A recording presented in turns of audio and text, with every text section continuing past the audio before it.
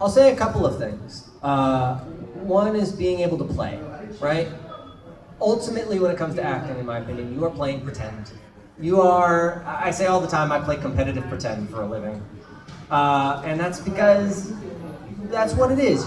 You are pretending to be a part of these worlds, and you are really trying to make these situations believable. In the way that happens sometimes is being able to believing in yourself, like what is happening, taking from your past experiences and doing whatever you can to make sure that performance is as believable as possible. So being able to play is my first one. And the second one is being adaptable. There's a lot of times when you're in the booth and your first instinct is to go one way, and the director is going to redirect you.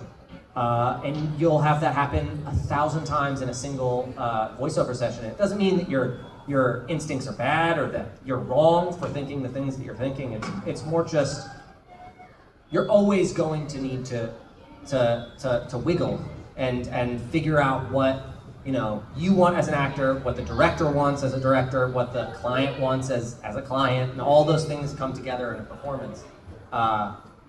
So being adaptable and being able to play, I think, are the two most important parts of voiceover. Cool. That kind of leads into what my next question was, because you kind of already answered part of that, but it was going to be about how much of a performance for a voice actor comes from themselves and how much of it is actually the direction from the director.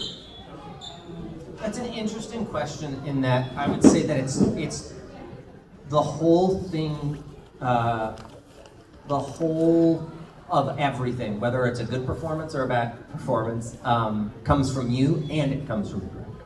It is wholly both of those things. You've seen, you can see an amazing actor have a terrible performance because of a bad director, and you can see an actor give a horrible performance with a great director, and so. And part of it is it goes even further beyond that, because it's such a collaborative effort. You need a good script to have a good. You can't have a great performance without a good script. You can't have a great there are so many steps that lead to a quote unquote good performance that it's a wonder that we have any at all. Because so many things need to get right. If anything in the process, audio mixing, if the directing is off, if the client wants something that's not attainable, if the scripts aren't written correctly, if the this or that or this or that or this or that, maybe the localizer hasn't localized this correctly and it really doesn't give the inflection that it should in the original material, right? There's so many parts of a performance that go into a good performance. And we're voice actors, so we get credit.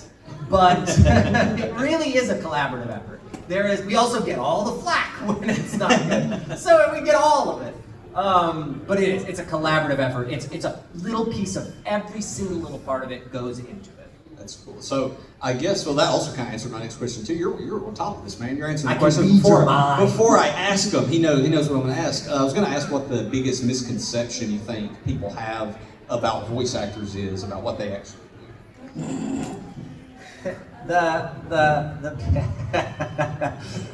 biggest misconception about voiceover is that it's easy money. It's not. It is like a tiny percentage of voice actors actually make a good living doing voiceover. A lot of them still need to keep their day job. It's not just easy money. It's an insanely competitive job where the top end isn't even absurdly top heavy. You know what I mean? You're not getting movie stars that are making $50 million a movie, right? That's not, it doesn't exist, but it's just as competitive. Right. So it is not as easy money as people may like to think at times. What are some vocal exercises? And maybe you don't even have any. Maybe you just go in the booth and you're just ready to go. But if you have any, what are some vocal exercises that you might practice to kind of get into character? So I've been turned on to this stupid warm-up exercise that I've done a few times. Hey, it's if it works, really it's quite not fun. stupid. It's so funny. You're gonna change your mind in a second here. You guys remember that Trollolol song from years ago? That meme song? It is a shockingly good warm-up because it just goes through the whole gamut of vocal, like, it is everything. He's laughing at certain points. He just, there's everything under the rainbow in that song. So I like to do that sometimes, just for fun. If I'm like driving to a session, I'll do that. How do you approach performing intense emotional scenes when you're alone in a recording booth? Like, is there some kind of good best practice you have for kind of getting into the emotion of the character?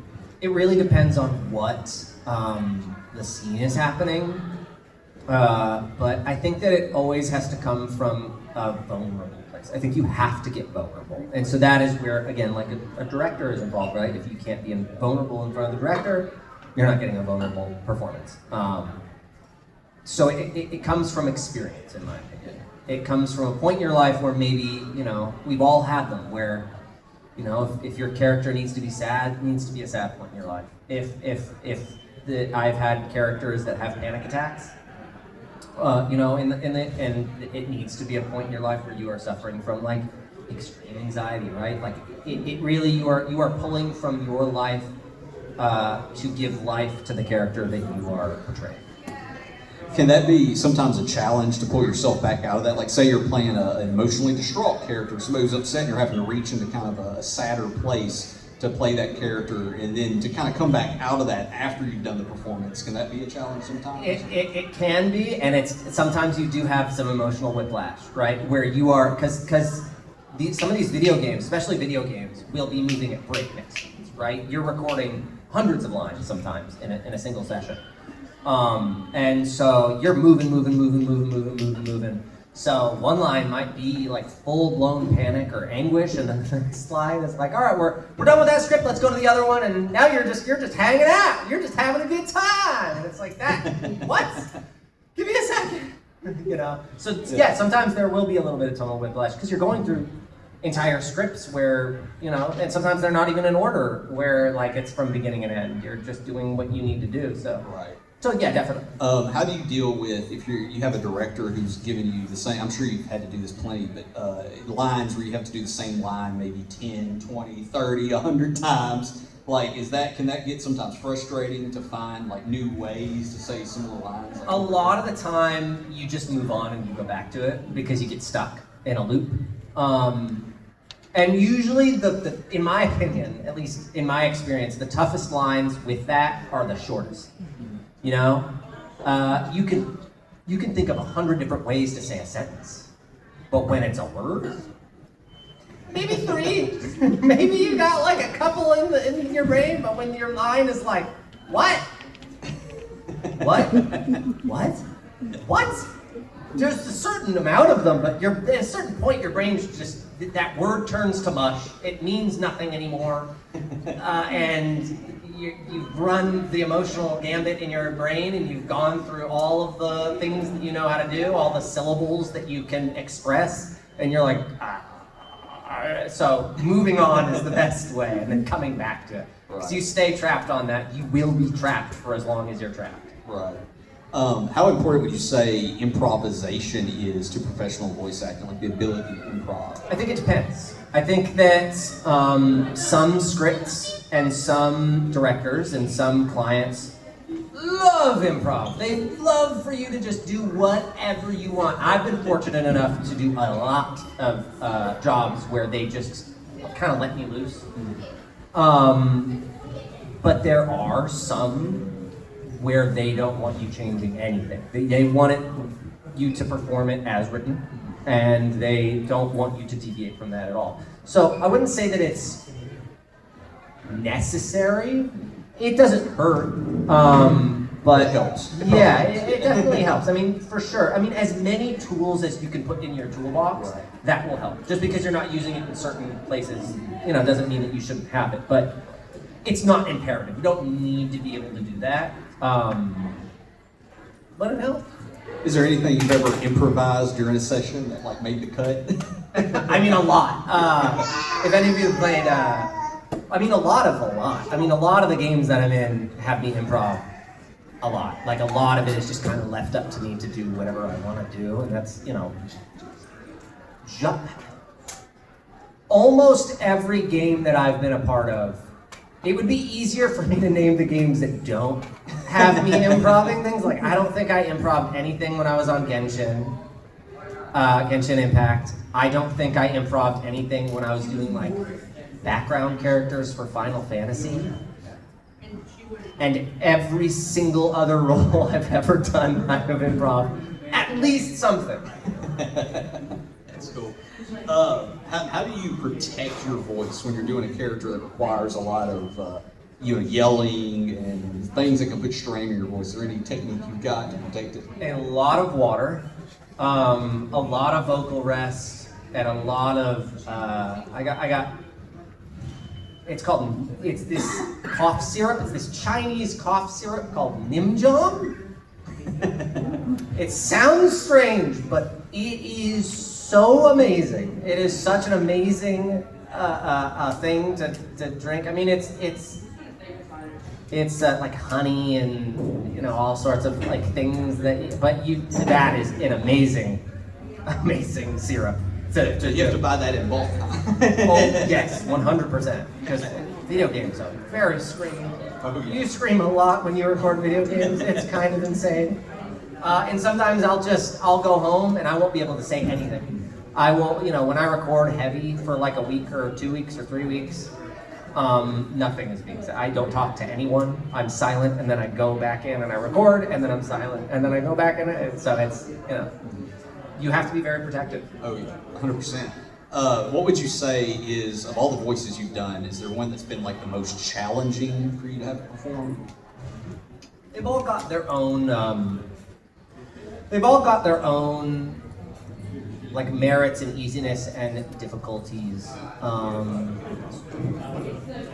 I don't know how long I could sustain. If I needed to do like 2 weeks of Forsburn from Rivals of Aether 2, I don't know if anybody has played it, but the character's voice is very, very, very scratchy.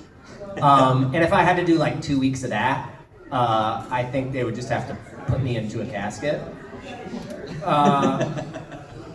But yeah, so I mean, but that being said, I love Forsburn, and I would, if Dan called me right now and was like, "Hey, we need 2 weeks of Forsburn," I'd be like, "Yep, let's do it. Let's do it." I love that. Yeah. How important would you say that auditions are when it comes to voice acting versus like networking? Would you say that one is probably more valuable than the other, or? They are both, I would say, important. The majority of jobs that I have gotten have been through auditions. I don't leave my house. I play video games all day in my room. You sound like me. Yeah. Likewise. So I'm not the best at networking. I don't know anyone. For me, auditioning is the best way, but I would say that they're both important. I would say that auditions are probably more important because even if you do know somebody, you still gotta audition for the job. I mean, I've never just been given a job without auditioning for it. I mean, literally never. Right. So, yeah. Yeah. So back to talking a little bit about Mario Brothers. I know you're a gamer, so do you have a favorite in the series? And you can say one that you yeah, no, I'm not gonna. The funny thing is, I'm not going to say one of them. It fluctuates because I've played so many of them and I love so many of them. So it really, from day to day, it's going to change. Lately, my answer has been I love Luigi's Mansion 1. That's a great game. Loved it. I play it almost every Halloween. I will that. boot it up and play it. It's not too long. Beat it.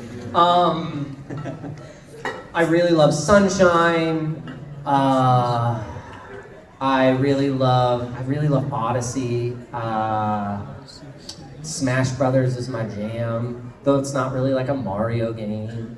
It is called Super Smash Brothers. It's got a lot of Mario characters in it. I think there's quite a few of them in there. There's a few, and I wonder too. So my answer right now will be Luigi's Mansion 1. I love that game so much. So.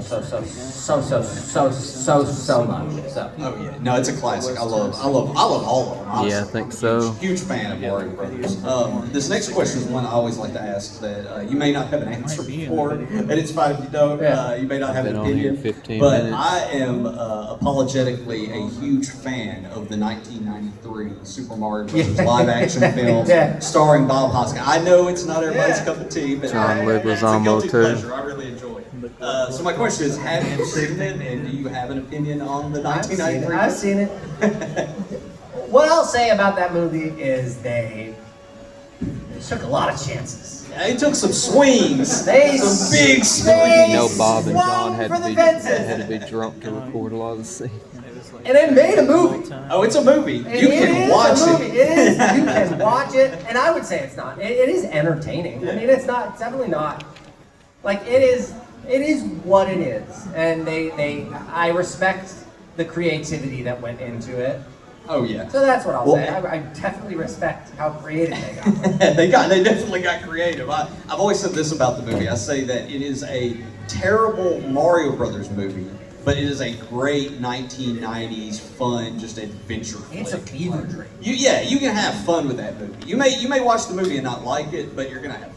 It's wild. It is. Yeah. Watch it. If you've never watched it, it is fun. It is a great time. So speaking of other live-action Mario performances, are you also aware of the 1980s cartoon, the Super Mario Brothers Super Show? I am, but I'm very distracted with the face that Bowser. The face that Bowser's making. Bowser's made an appearance. Oh no! He's really giving me a look right now. The arch nemesis is here. I saw you earlier, and your eyebrows did not look like that. That is so funny. Y'all give a round of applause for Bowser in back of the room. Yay! It's awesome. That is so cool. It's always cool to see the coins and stars. cosplays people come up with. I know, shows. that's amazing. The adjustable eyebrows is my favorite. Oh yeah, it's the best. But no, picture of Bowser earlier. Yes. Show. So Captain Lou obviously played Mario in that. What do you think of that performance overall, Captain Lou? I mean, I think it's amazing. It's unique, and it is super fun. It's just super fun. I think that every rendition of Mario so far has been in their own ways very fun. Oh, 100%. And so I don't think that there's any performance that I could ever look at and be like, I don't like that. Like I really like all of them for what they are. Like they all brought their own thing. Yeah, they did. They 100%. So back to the voice acting. And guys, whenever y'all are ready, y'all can start line. I'll keep asking questions, but y'all are welcome at any time to line up to this mic right here, and y'all can ask him any questions you like. I'm getting a phone call. Shut that down. There we go. Sorry about that. Yeah, dude. So what's something aspiring voice actors spend way too much time worrying about that actually isn't as important as they think that it is?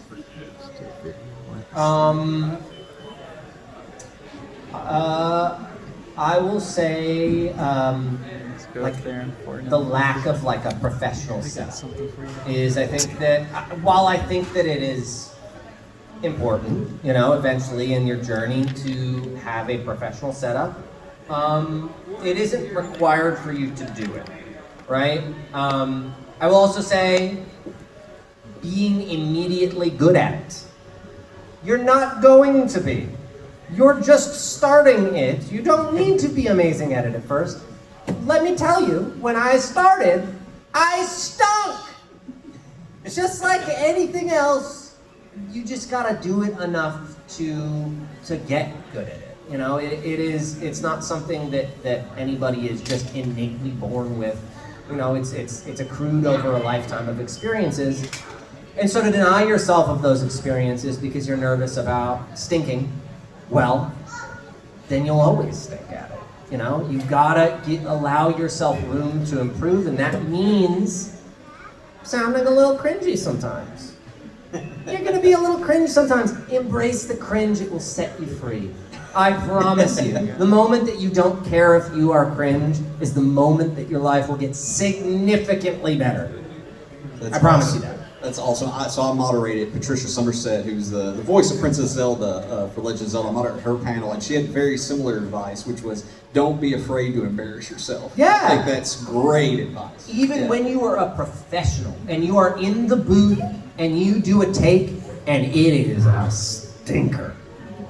Sometimes you're going to do that, but the fact that you took that chance in the booth means that, like, well, what if it was great? What if it was just something that nobody would have expected and it's awesome, actually? There's so many times where I'm playing like a goober character. Amir is one of those in Warframe, if you've played it. Where sometimes I'll have like a flub. Sometimes I'll flub a line, and it won't be something that I meant to do. And they'll be like, ha ha ha, that was so funny, that's going in. I'm like, yeah, I totally meant to do that. Cool, looks like we got a line forming, so you go ahead, you can line up guys, ask your questions. West Tennessee.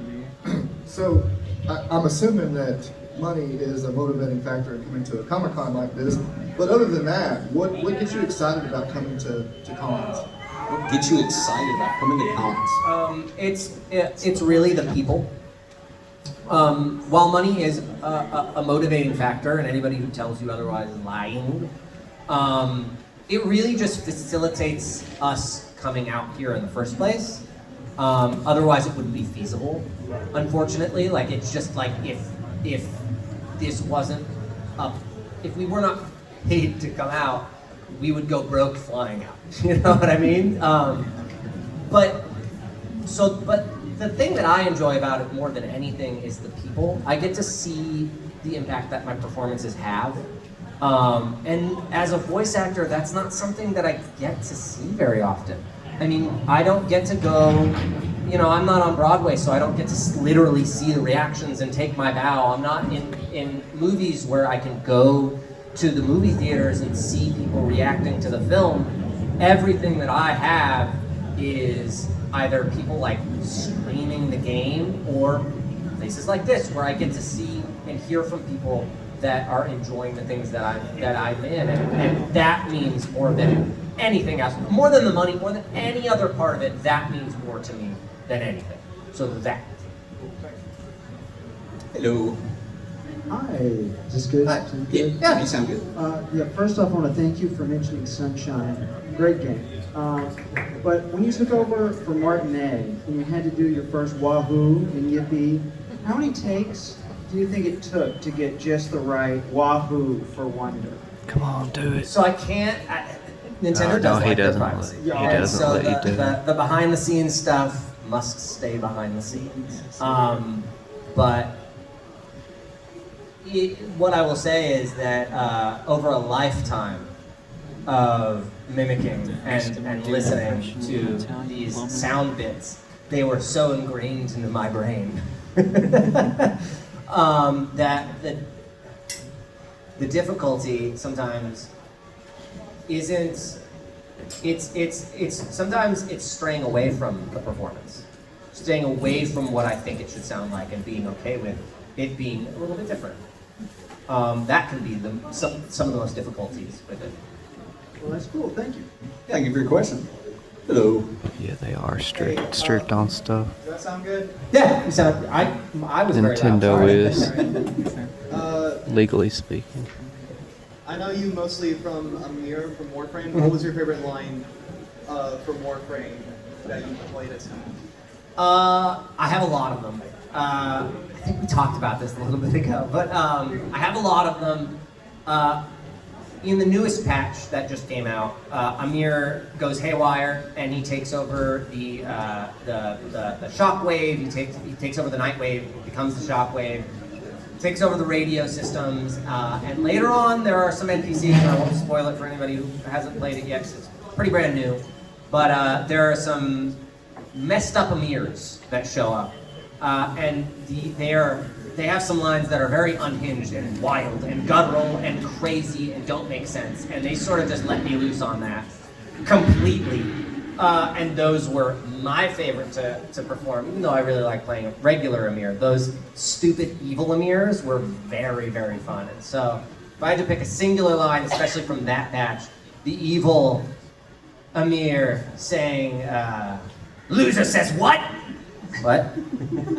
There we go. Well, Got a it voice. made me laugh really hard when listening back to it the second time. So that, there we go. Cool. Thank you for your question. Thank you. Yeah, and guys, anytime y'all want to line up, I'll keep asking questions, but y'all are welcome at any time to line up and ask a question. So back to auditioning. When you're auditioning for a role, how much research do you typically do before going into the audition? What's really funny is that, like, you read the audition specs, and sometimes you get, like, you legitimately get, like, a good amount, and you can actually, like, go in and research. And I know some people who will, like, look up the director and the casting company and be like, ooh, this is the kind of takes that they enjoy. And then I don't do any of that. Usually it is either that I am very, like, attuned, I, like, recognize the property that this is, and then I'll be like, oh, I know what's going with that. Or I just don't know, and I just bring my own thing. But video game specifically, the video game industry, voiceover industry, is very, very secretive. And so a lot of the time, you don't know who you're auditioning for. Actually, it's like code names. You don't know the game. That's a code name. You don't know. There will be times where you will book something. They have signed the thing. You signed contracts. They book a slot for you to go into the studio, and you don't know who it is.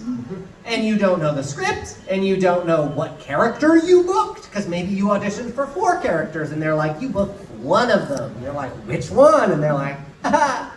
I bet it is And so you tricky go in, sometimes. and you go, which one is it? So I can prepare, and they go, you'll see when you're in the booth. Okay. Hello. You come on up. Have you ever considered doing cartoons or movies instead of video games? Yes, I have. I would love to do cartoons. I would love to break into the animation industry, just because, for those of you who don't know, I am a nerd. I think you're in a room full of nerds, if we're being fair. Okay, I think you're in a safe territory. I thought you guys were going to beat me up when I said that. But all I do is play video games and I watch cartoons. And if it's not either of those things, there's probably dinosaurs in it. So I want to be a part of all of those things. And I've done video games and I want to continue doing video games. And so I would love to start doing cartoons. I would love to do that. That would be a really fun time. So yes, I have and I want to. And we'll see if I book them. I feel like you'd be able Thank you for your to. question. Thank you. Well, a great follow-up to that would be, is there any specific, whether it be video game, TV show, movie, cartoon, is there a specific one that you have in mind that you would like to be a part of? A lot of them. He's like, all of them. The cop-out answer is that I want to be in things that don't exist yet, right? In things that have yet to make their mark and get to, right? And get to be experimental.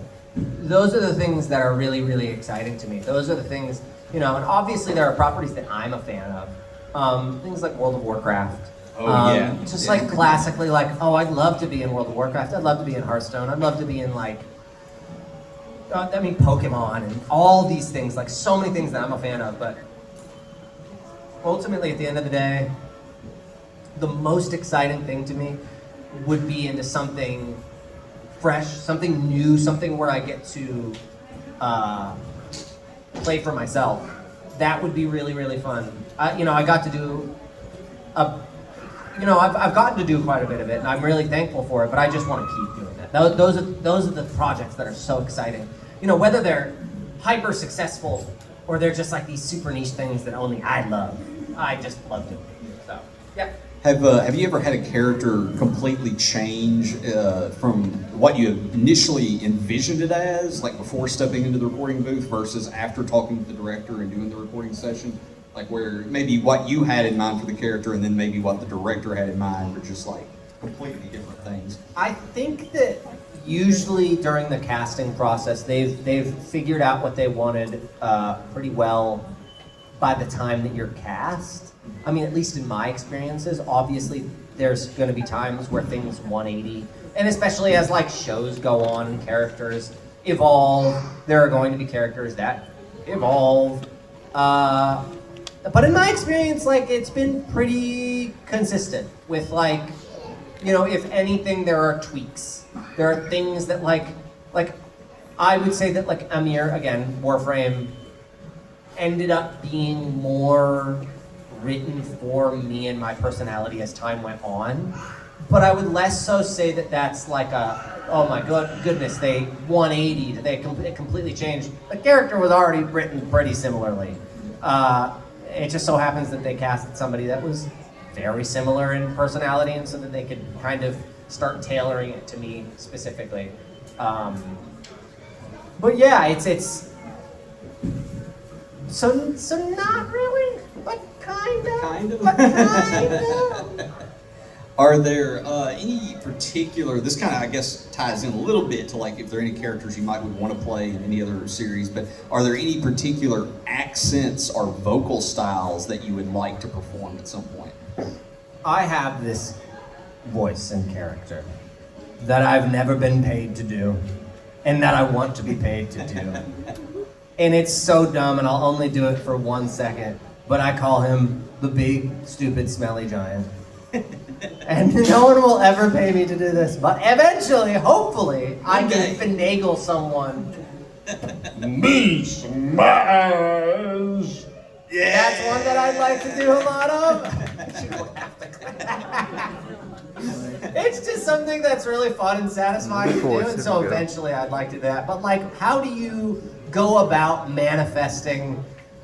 Yeah, you know that big, stupid, smelly giant role? Man, we should get Kevin as that. There you It's go, not Hollywood. something that's gonna happen. Hey, you never know. You never know. Yeah, Stranger maybe. things have happened. I'll Maybe. trick somebody into letting me do it. How do you prevent yourself from accidentally letting like your own natural voice seep into your performance? It can happen. And you know, the director will be like, I think a little bit too much of Kevin's coming out right there. Let's reset, bring you back to equilibrium. You know, when you're doing something for, 4 hours a day, every day, for weeks, there's going to be some times where you start slipping out. And so the director's, that's your job and the director's job to kind of like keep you honest with that. Right. Have you ever listened back to one of your performances years later and thought that you would do it completely different now? Yeah, of course. I mean, I think part of the journey of voiceover, and most things I would think, is that you're always growing. And so I would say that hopefully every performance that I ever do is worse than the last one. Right? And so I think that I obviously will look at or listen to my past performances and be like, what was I thinking? But that's sort of just life.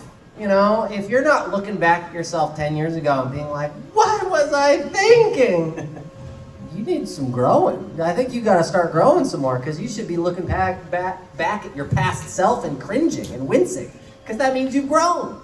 And so I do look at my past performances sometimes. Not to say that I'm not proud of them or I don't hold them in high esteem, in the same way that I hold, myself, 16-year-old Kevin. I still think of fondly. I don't hate him, but he was cringy. And those performances can be cringy. But they also have a lot of life and love to them, and so I love them. But I think most creatives feel that way. So I was just thinking, as you said all that, it sounds just like me talking about my old short films, like the old earlier ones. I'll look back at them, I'm like, those are terrible. Or I'm thinking, these are so cringy, I don't want anybody to ever see and these. the best part about it is that nobody else sees it that way. No one else sees it that way. You see it all the time where, like, creatives will hit their peak. They will be firing on all cylinders, and then years later, they're like, man, that sucked. I would do that completely differently. And everybody's like, what are you talking about? Those were your masterpieces. And they're like, no, they suck. You always have a different perspective than the people who consume. You're always your worst critic. Right. 100%. I'm my worst critic all the time, every time. What do you think is the best way for an aspiring voice actor to build a demo reel to actually get the attention of a casting director? experience. I know I've talked a lot about like just doing it and like going out and doing it. But I'm going to talk about just going out there and doing it. Just do it. Just voice act. Just play pretend. Just read the scripts. Just like be creative. And eventually the rest will fall into place. And eventually you'll get to a place where you'll know for yourself your like strengths and weaknesses, and you'll be able to just like throw that together pretty easily, especially if you've been doing it and you have a bunch of fan stuff that maybe you've been a part of, or a bunch of indie animation that you're a part of, or just things that you've thrown together for your friends. But don't rush it. Don't feel like I started voiceover 2 months ago, I gotta get a demo. It's like, no, just relax, chill, go through the process. Have fun with it more than anything. Just have fun with voiceover and the rest will fall into place. Because if you're not enjoying voiceover, if you're doing it just to race to that end goal, the whole thing's gonna suck for you. Because I would do this job if it wasn't paying, if I wasn't doing projects, I would still be doing the same thing. There's nothing that could deter me from this route, because I love it. And so you need to just love it. And so just learn to love it and do it as much as possible, and the rest will fall into place. Okay, well, a completely unrelated to voice acting question, because I'm more curious about this, because you said you're a gamer and Yeah. you enjoy video games, just like me, huge gamer. But if say you're stranded on desert island, and this is a magical desert island that has electricity, so you have the ability to play video games, and you only get to take 3 video games on the island with you, what are you taking? 3 video games, and I'm there forever on the system. You're there, you're stuck forever, and you only have these 3, your only 3 pieces of entertainment, or these 3 video games. Oh boy. They'd have to be pretty open-ended, right? Do I have like internet? Do I have internet? Sure, we'll cheat. We'll say you got internet. It can be for any console, any PC, PlayStation, Nintendo, Xbox. It can be on anything. World of Warcraft is cheating. Live service games feel like the best answer here, because then you just constantly get new content. That is true, yeah. Until they shut the servers down. Yeah, and then whatever. But like World of Warcraft is going to be up for like another 50 years, so like it doesn't matter. So World of Warcraft is one of those answers. What else? I feel like you could get a lot of mileage out of like Minecraft. Oh yeah. I feel like you could you could sail on Minecraft for like a million years. But at the same time, especially if you're getting like mods. If you're getting like modded Minecraft forever. Like you could play Minecraft forever. But at the same time, you're sort of also playing real life Minecraft if you're on the desert island. That's also true. I sort of forgot that you have to survive. Yeah. We're forgetting about the survival element of this. I mean, then I'm gonna die. Then I'm dead because I'm just in a desert. So. But I'll pick a third. Man, I would want to pick a Pokemon game. Oh yeah, that would be a good choice. I feel like I'd want a Pokemon game just because like you'd be able to catch them all, but like that, there is a definitive end to that. So like the desert eventually overtakes that choice. So I feel like you have to pick something open-ended. I'm taking this question way too seriously. You can think we're real critical thinkers because we're really digging into this. Really going. Oh, I love it. I love it. Man, what? Yeah, what is another like really open-ended like you couldn't? Oh, Ark Survival Evolved. Oh, it's a great game, yeah. Because you would, when you play Ark, you lose your life, and if you're in the desert, you don't have a life. So like that's fine. You'll just spend 50 hours taming a T-Rex, and it doesn't matter anymore because you don't have a job. It doesn't matter if they raided your base that you spent 60 hours building and everything is gone. Right? What else are you just gonna rebuild do? it. Just rebuild it. Yeah, you're not doing anything else anyway. Switch gears, try to get me to play Minecraft. Those are good Card answers. game would also be good, like Hearthstone or something. Yeah. Hearthstone or Magic the Gathering Online. Something that eats away the time. Live service is really like that pinnacle for that specific scenario that you wound for me. Yeah, my answer would probably be like Skyrim, Zelda. Especially if you get like mods, Skyrim is like really like that. Would Oh yeah, that just would keep be adding default. content. Yeah. Sure. We do have a couple more minutes, guys. Anybody have any last minute questions they want to ask? Don't be shy. You're welcome to come to the mic. Anybody? Any last minute questions? I could also just talk about video games in the desert some more. I could run the 2 hours on that thing. Yeah. You were talking about Pokemon? Yes. What Pokemon game? If you had to choose one. Ooh. Or a top 3, whatever you want to do. I mean, red and blue have a specific place in my heart, obviously.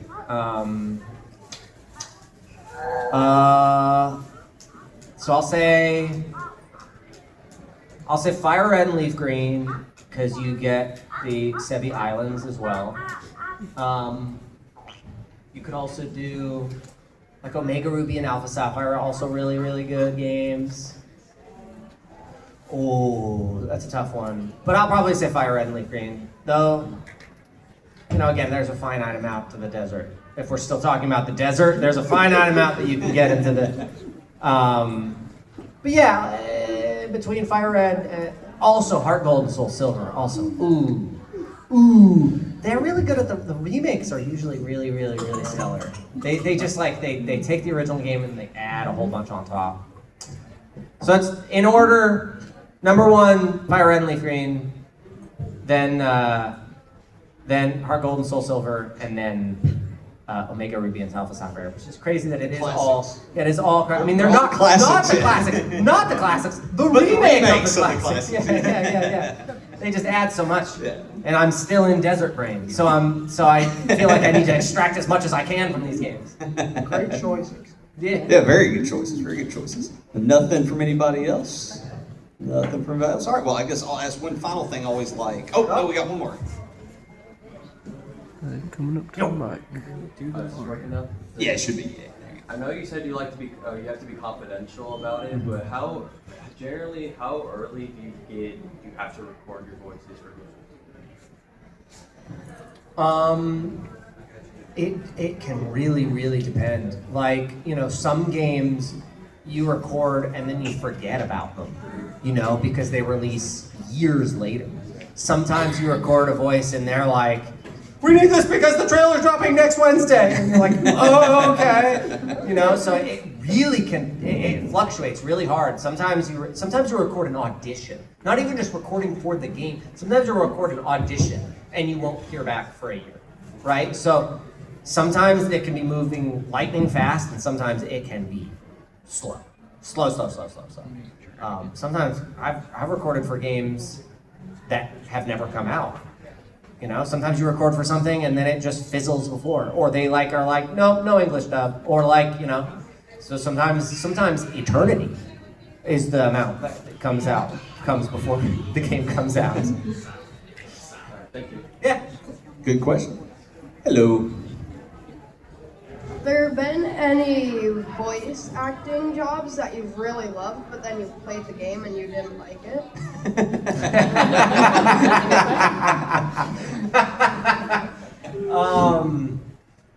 Oh no. Do you want to answer trouble? Yeah. As much as the game was very pretty, and as much as a lot of my friends liked the game, I couldn't get into Genshin Impact. I just couldn't get into it. I like it. I think it's pretty. I think that the voices are great. I think that something about it just didn't grab me, and so I watched my friends play it to get to where I was. Cool. Thank you for your And question. then they didn't turn on the English dub, and I went, oh! Sometimes not every game is for I watched everybody, it on YouTube.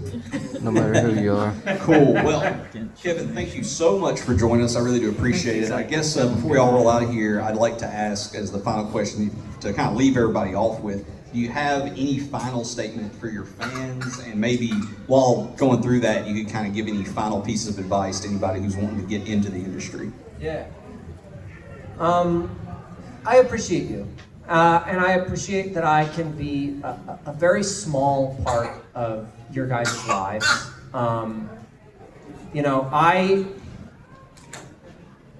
There was no greater joy when I was a kid than I have a very distinct memory of being in school and my mom picked me up and she had gotten me a video game while I was at school. She went and picked up a video game for me while I was at school, and when she picked me up, she gave it to me.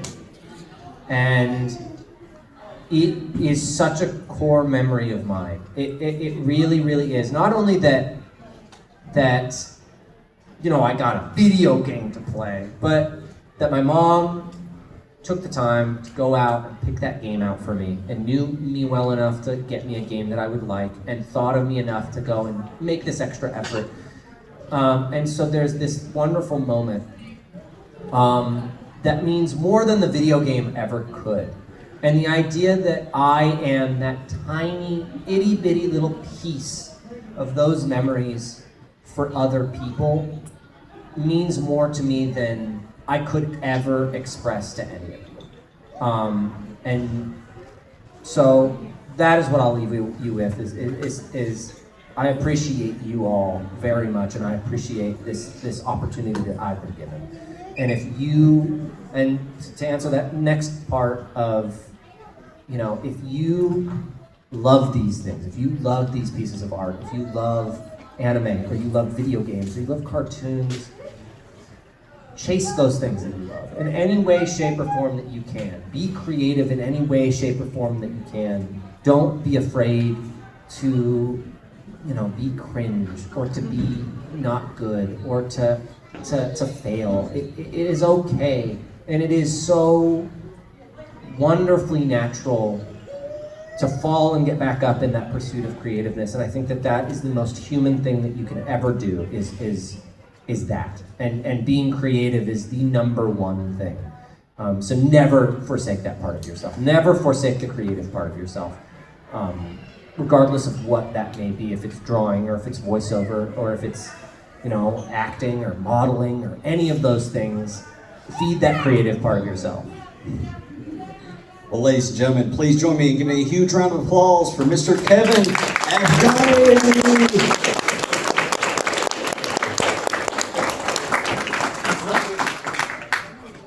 Okay. I'll never get used to the clapping for me there. He looks pretty laid back though, like pretty casual, like drinks. Yeah, he's pretty nice. Yeah,